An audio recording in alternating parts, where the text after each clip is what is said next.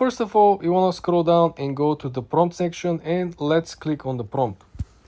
In our example today, we are going to ask Bart to help us to build an e-commerce store. So let's jump in. I want to build an e-commerce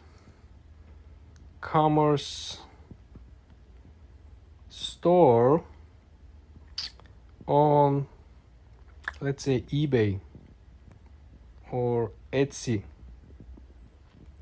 Please suggest trending products I can sell and marketing strategies. Let's see what are the basics according to Google Bart on this topic and how they can actually help us, right? It was very helpful with the maps. Okay, choosing the platform and trending products to sell online requires some initial research. Okay, platforms, eBay. Okay, so Bart AI generates information from Wikipedia over here. We see the logo. It gives you some pinpoints and main difference between Etsy and eBay, right? You will compete with established sellers and lower priced items. Focus on unique or hand to find products in complete competitive pricing.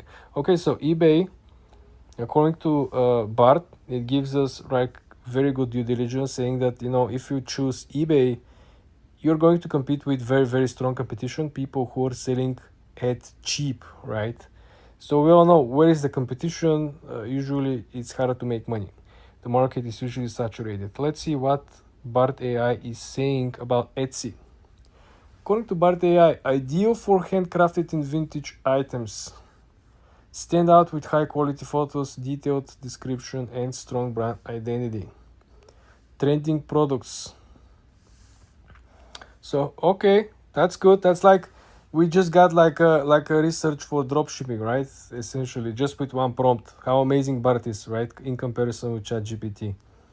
Okay, trending products. Once you choose the platform, explore sustainable and eco-friendly products, reusable water bottles, bamboo utensils, upcycled clothing. Okay.